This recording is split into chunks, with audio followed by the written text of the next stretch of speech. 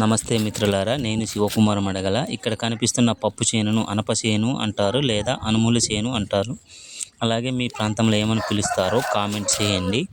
ఈ అనుముల విత్తనాలు మా ప్రాంతంలో ఆగస్టు చివరి వారం నుండి సెప్టెంబర్ చివరి వారం వరకు విత్తుకుంటారు.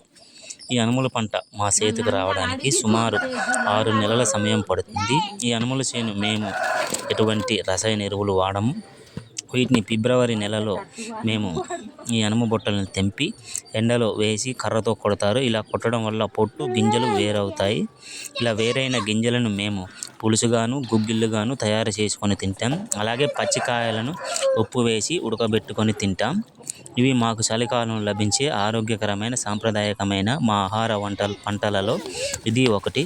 చూసారా మా పిల్లలు ఉడకబెట్టిన అనపకాయను ఎలా తింటున్నారో. ఓకే ఫ్రెండ్స్, మళ్ళీ నెక్స్ట్ వీడియోలో కలుద్దాం. జై భారత్, జై హింద్.